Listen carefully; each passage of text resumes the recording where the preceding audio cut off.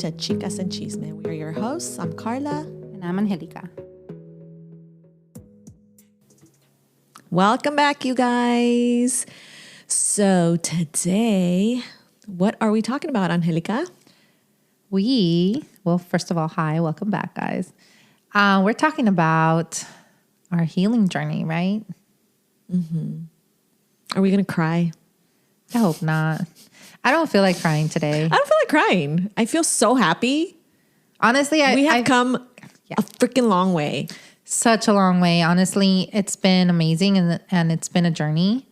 And I wouldn't change anything because looking back, I'm like, wow, like it has been such a journey. Absolutely. And I wouldn't change anything either. I mean, I think that, no, I wouldn't change it. I was going to say I would probably go back and not meet the certain people in my life, but then I wouldn't be here, right? No, it's like they say, like people are either like here for a moment to teach you a lesson or, or a lifetime. So those are your two options. The whole lesson thing, I'm like 50-50 on it. Like sometimes I'm like, wow, I know exactly what I learned from that. And then it's like, really? Another lesson? Like, God. But then I was thinking the other day, okay, so when you, for instance, if you're getting your driver's license, if you're, like me, I'm a cosmetologist. I had to go get certified, right? I got to pass a test. You don't pass it, you got to take it over again. You don't pass it, you got to take it over again. So I feel like with life, it's the same thing. Like God sends you these lessons and he's like, you failed. Got to do it again. Let me send it to you again. And I think a lot of us go through that. Well, he sends it in different forms, right? And then different, like they come in different packages. So until you learn it, right?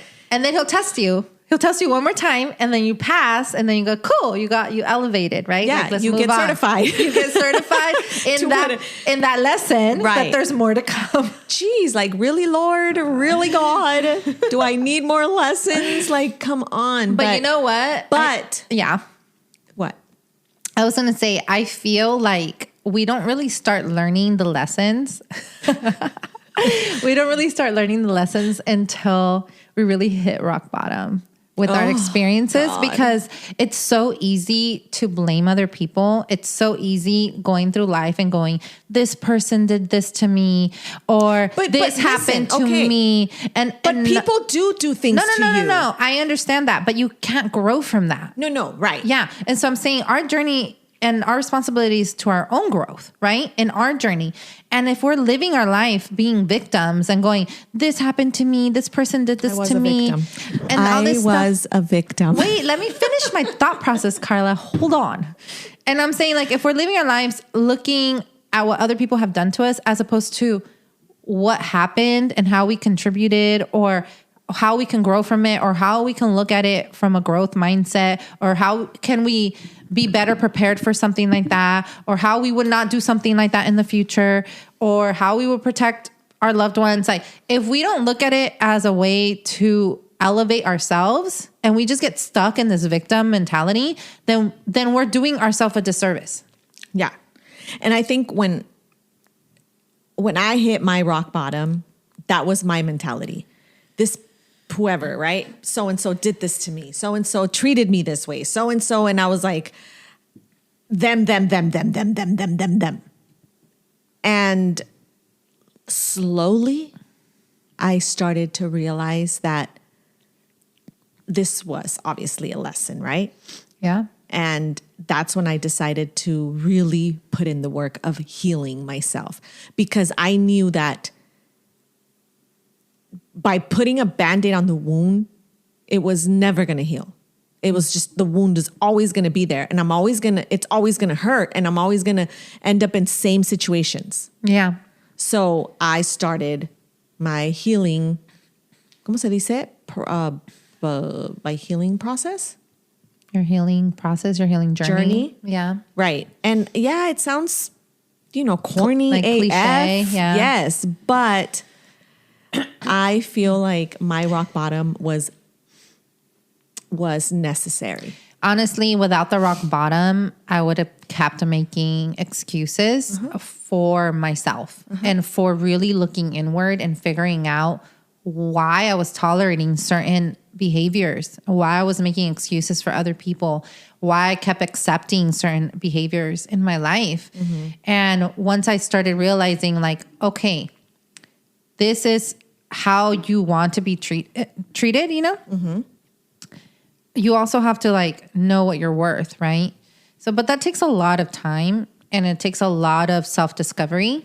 And I find like the reason why I wanted to do this episode is for our listeners. Like if you're going through a tough time, just know that it's just the beginning of something beautiful. Because if you can take responsibility for your own healing and go out and get the help that you need. And that comes in different forms, right? Some people need someone to talk to. Some people need a life coach. Some people need books to read on the topics, right? Some people can use, like maybe use forums like on Facebook or whatever, where people are going through the same exact thing. Anything. I'm telling you, you are so right, because I told myself no more. Yeah. No more. It is time for my life to change, because everything that I was doing was not, it wasn't working. No. So for me, I did it all. Yeah. I like you said, therapy, I read the books. Yeah. I went to therapy. Yeah. I saw a life coach. My life coach, oh my God. My life coach has absolutely done magic in my life. Yeah. She made me so uncomfortable. Yeah. So where I was like, I don't want to see her because this hurts. And this sucks. And I don't want to talk about this. And she would make me do things that I'm like, you are psycho. No, she wasn't psycho. She knew exactly what she was doing. Yeah. I read books. I remember. Yeah. I prayed a lot. Oh, like yeah. Prayer. Oh my goodness. It's huge. I remember like journaling a lot too, my own thoughts, my own feelings. And I tested myself a lot. So like in certain circumstances and situations, let's say I went on a date and the person was pushing my boundary. And then I would push back going, no, I'm not going to do that. I would be so proud of myself for those little wins because the old version of myself would have allowed it. Right. Right. And so little things like that, I started like learning from my own experiences going, wow, I am growing. I do see growth in myself and my person. You know, I don't care if I disappoint someone, if that means putting myself first and making myself feel comfortable and making myself feel safe. Right.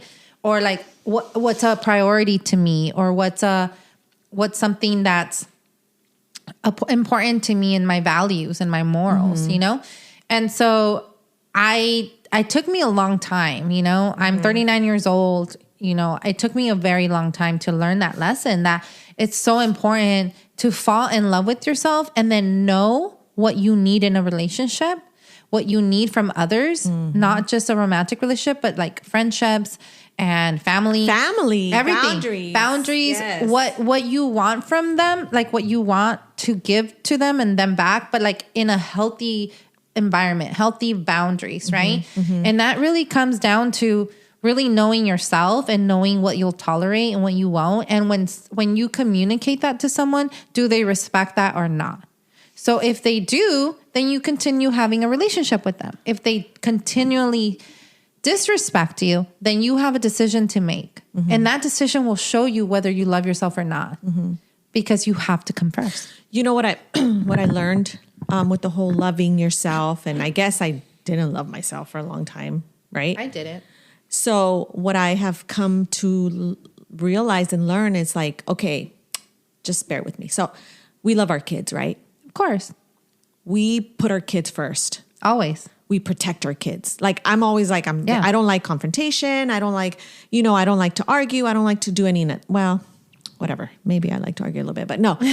But when it comes to my kid, I'm a complete different person. Like when it comes to my daughter, I will confront anyone and anything. And I started thinking about myself like that.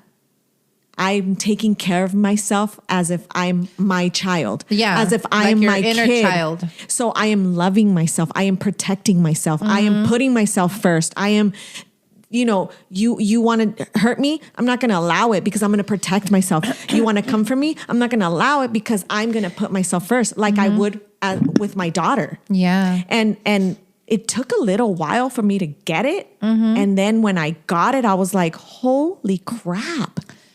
Like I want to take care of myself. I want to protect myself, my feelings, my heart, everything. Well, it's you talking about this, like your inner child and stuff. It just reminded me of something that I learned like maybe a year ago or something. I can't remember if it was in school or what, but it was like imagining yourself as a child and you're in your room and you're approaching yourself as the adult version of yourself. And you're looking at yourself and you're just a little child sitting on the bed, looking down, and you're sad. What does that little girl need to hear from the adult version of yourself? The adult that's in that room, right? And everyone has a different answer. Like you really have to like ask yourself, what did that person need? What does that kid need? Yeah, and in that moment? And for some people, it's everything's going to be okay, or I love you, or you're enough, or you're beautiful, or you're amazing. So guess what I do? Huh? I tell myself all that stuff. And it's so uncomfortable. My coach used to tell me, stand in the mirror and tell yourself. Oh, I know. You're beautiful. Whatever you need to tell yourself. And in the beginning, I was like, I would sit there and be like, girl, look at you. Damn. And then I'd be like, you're an idiot. You aren't. And I'd walk away. I'd be like, forget it. I'm so uncomfortable. But now it's like, I do it everywhere. I was at my sister's house and my sister has a big mirror. And my niece is sitting to my left, my sister's sitting to my right, and my niece is looking at me like, Thea, why are you looking at yourself in the mirror? I'm like, girl, because I am beautiful. Look at you. And I kept saying, yes, girl, look at you. Yeah. And it comes to a point where I'm like, yes. And I'm not saying physically. No, I'm saying like as a person. I have come a long way. Yeah. And somebody tried to tear me to the ground. I don't think they realized that they were doing that because they are, anyway. They're dealing with their own stuff. They're dealing with their own insecurities, their own stuff. But they were doing that to me, and I was allowing that person to and it was do tearing that to you me. apart. And it made me feel like I wasn't enough. Like, what am I doing wrong? Why can't what can I make? Like, I was such an idiot because I was like, what can I do? Maybe if I say this person will make me feel like this. Maybe if I say this, he'll come back or they'll come back. And I was like, and now thinking back, I'm ashamed of myself. Don't be ashamed. It's a journey. And it's because at the time you weren't this version of yourself, right? Have compassion for that person, because the reality is that person doesn't know what you know now. Had you known then what you know now, that wouldn't have happened, but you didn't know. So have compassion for that version of yourself and say, I'm here for you. I know it's easy to be like, let me be there for the child version of myself, but be there for a version of yourself a year ago, 2 years ago, 3 years ago, whenever it is that you needed this version of yourself.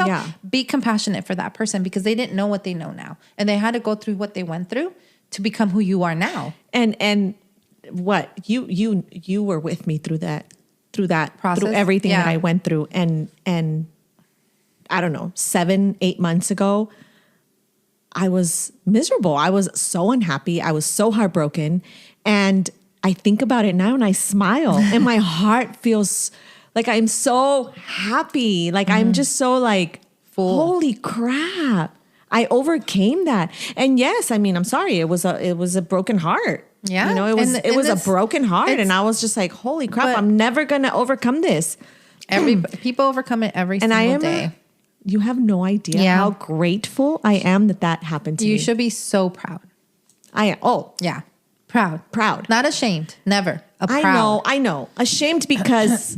Because you wish you would have known better. I wish I would have known better. Yeah, I wish I would have not let one person have that much power much power and made me feel the way I felt.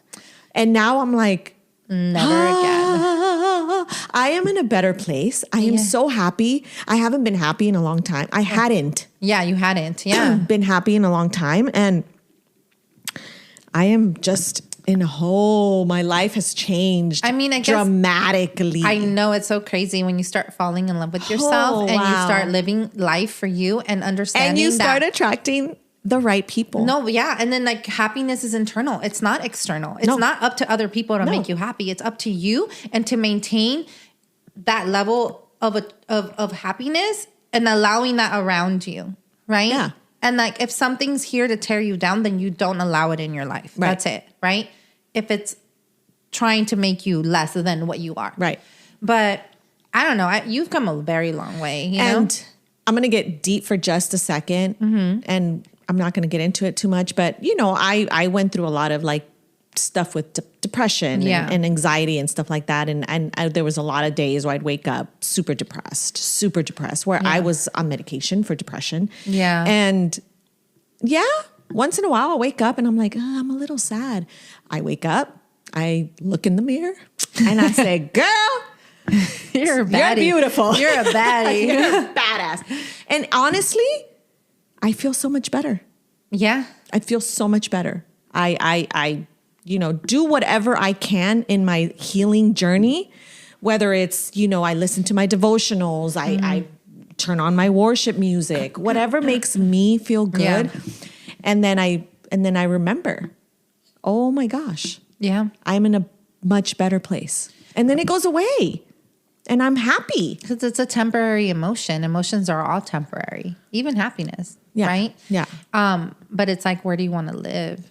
I want to live in a peaceful place. You know, happiness is fun. I like it, happiness, but we don't always live there. It's unrealistic. We have to be content with peace and calm and have that be the norm. And then have things that happen that bring us joy and happiness. Yeah. Right? And there's going to be things that are very appropriate for them to be sadness. Right?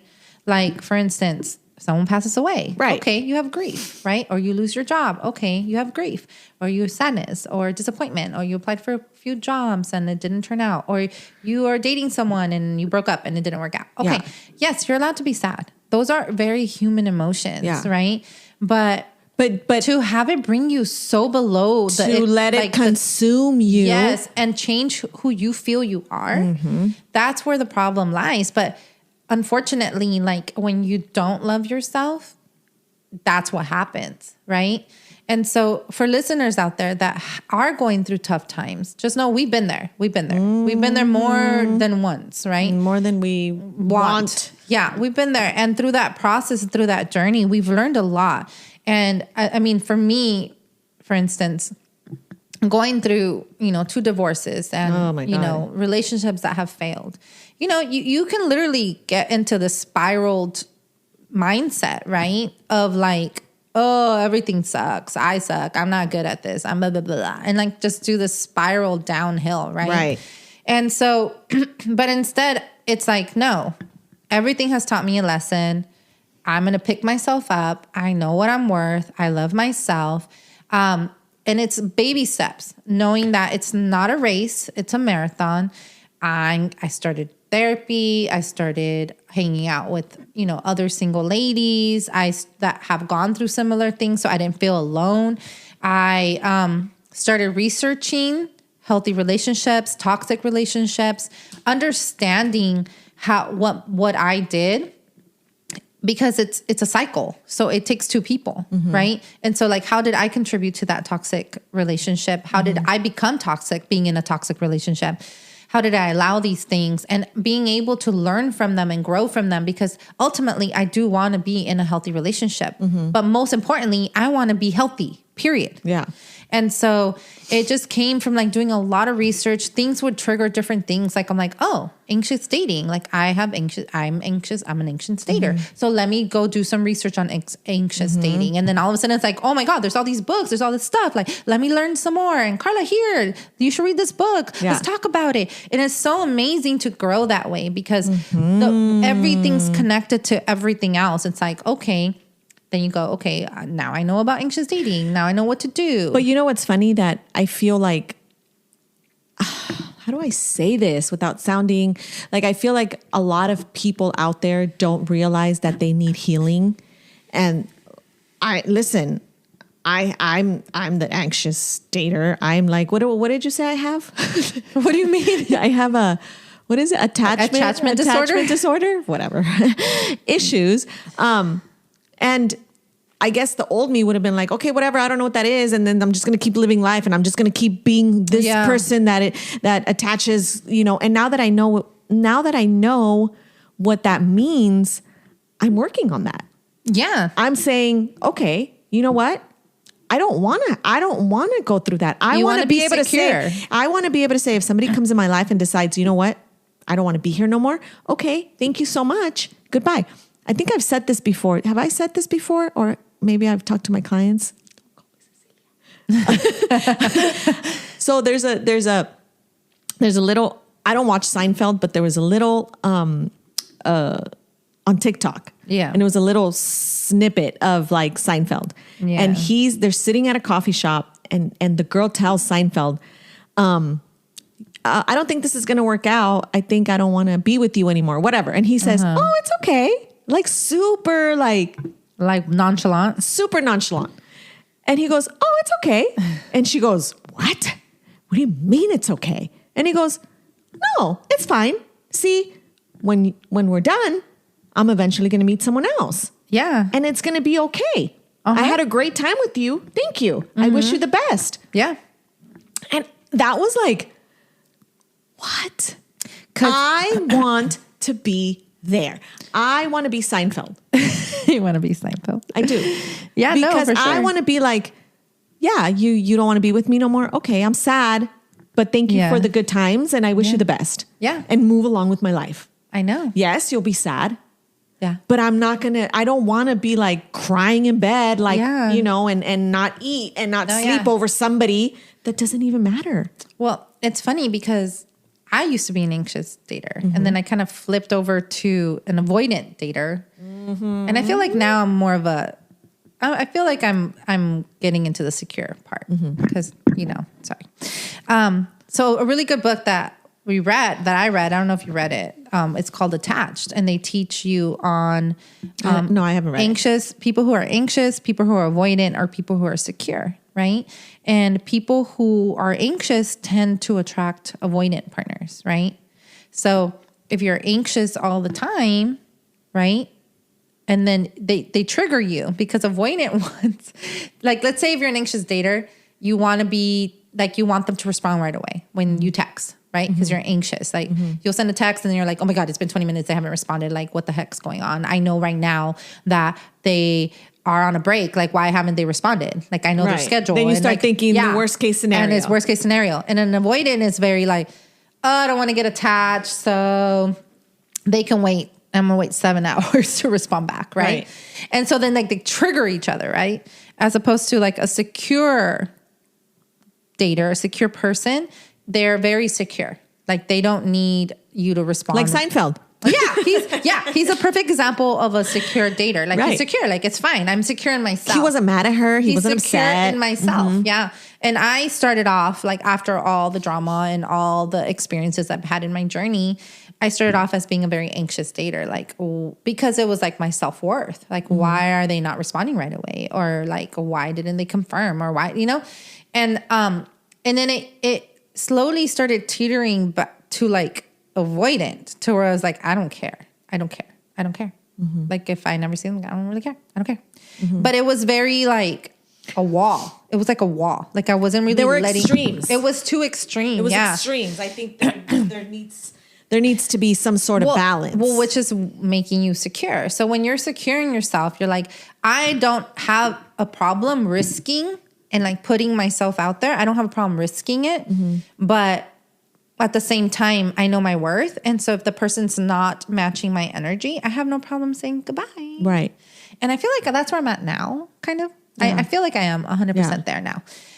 Or if I'm not interested, then I'll be 100%. Like, I'm not interested. Thank you. But it took me a long time to get here. Well, that's what healing is all about, right? You're not gonna go from, when you get a surgery, you're not going to get up the next day and be like, okay, I'm better. It's going to take time for you to heal. I'm sorry. It's the same thing. That's just the way it is. With life, with broken hearts, with walking. I mean, as a baby, you like learn how to walk and you fall a million times. Exactly. But you get up and you walk and you're good. But that's what I'm saying. Like with healing, you got to do the work. You have to do the work, and I did the work, and I'm still doing the work. And like we were saying earlier, I don't think we are healed 100%. Never, no. I think that you continue. It's like a car. I know I have a bunch of metaphors. I'm sorry, but it's like a car. Like you buy a car and you got to maintain it till it dies, until we die. And the thing is, certain situations that don't happen very often trigger you. So like, it may not happen like right now. You may feel like, oh, I'm like 90% healed, and then like all of a sudden something triggers you that will bring you back 20 years, and you're like, what the?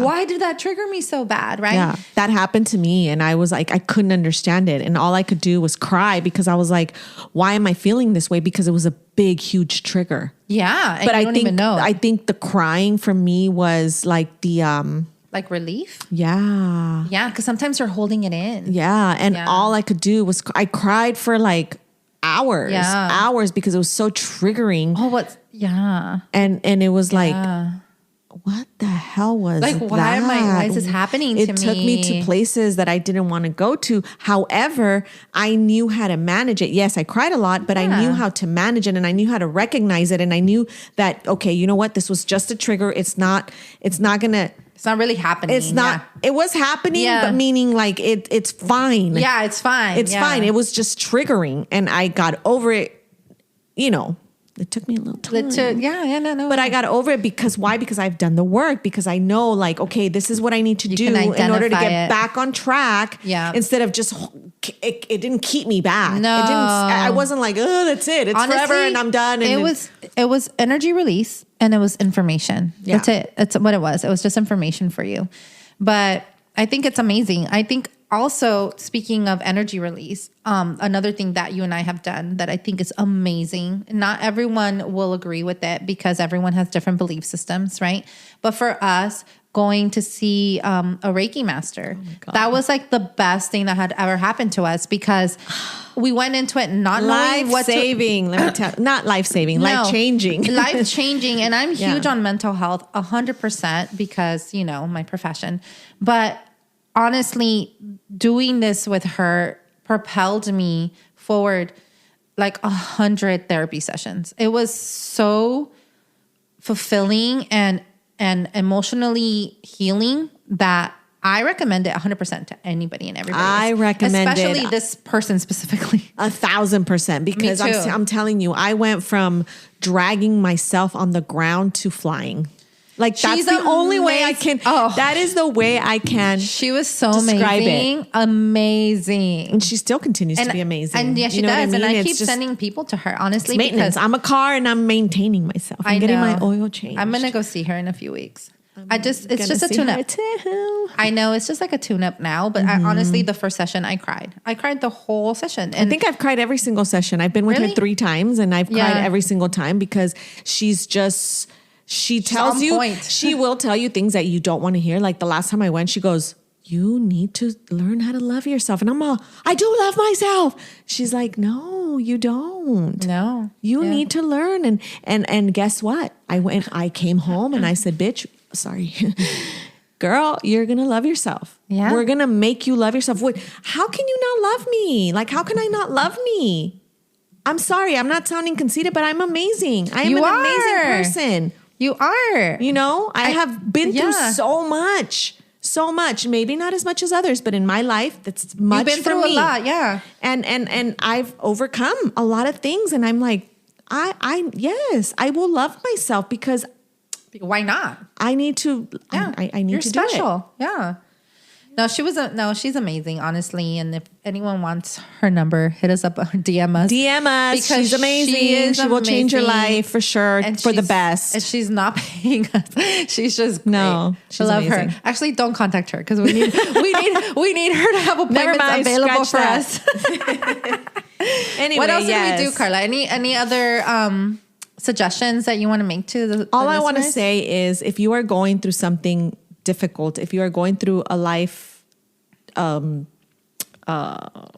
help me out here, something like overcoming huge. Heartbreak, something with parents, your family, I don't know, career, anything. If you don't have a high self-esteem, I don't know, anything, do the work, do your research, talk to people, read, pray, Be I curious. am telling you, Yeah. praying has It's huge. changed my life. Not that I've never prayed. I've always prayed my whole life, but this type of praying that I started doing and talking to God and reading the Bible and yes, I curse. Yes, I drink. Yes, I'm this, I'm that. However, I am close to God, and that's You it. have your own that relationship. has changed my life so much. Yeah, you it's have your insane. relationship. So whatever you have to do it. If it's reading, if it's All of it.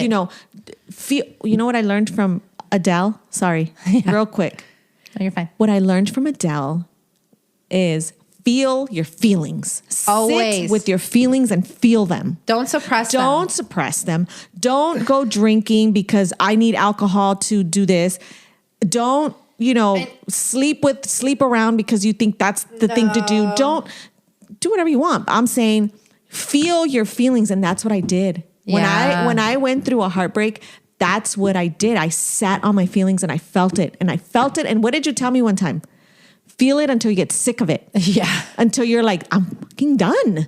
I'm done. This is feeling it. this I am way. done feeling that. I cannot see. Like, imagine eating one meal every single day, where you're like, I'm sick of it. Yeah, I'm sick of it. Yeah, yeah. Feel your feelings. Another thing I recommend too is understanding that your feelings are not you. They're external to you. They're a feeling. So feelings are outside of you, right? Mm-hmm. So it's like sitting with your feeling, right? Mm-hmm. And saying, okay, I'm going to invite, this feeling and have it sit next to me and going, okay, you feel ashamed. Well, why do you feel ashamed? And have ashamed speak to you. Mm-hmm. Why does ashamed feel ashamed? Mm-hmm. Right? Well, I feel ashamed because of this. And like really get curious with yourself because it will dig deep. You will dig deep when you start asking yourself whatever you need questions. to do. Feel the feelings. But why? But why? But why? But why, Carla? Mm-hmm. But why? And then you answer and go, but why that? And you will get to the root. You will get to the root and you'll go, aha. Mm-hmm. And sometimes you have aha moments just living life. You're like, oh my gosh. Yes. I remember that. Yes. It's amazing. Anyways, but do the work. We're up on time. And Carla. we are rooting for y'all. You. We are rooting you for you. Yes. If you guys need anything, any advice, anything, it's just, again, we are not professionals. We would just give you advice. DM us, message us, whatever you got to do. I know. We love you guys. Love you guys. Thanks for listening. Bye, guys. Bye.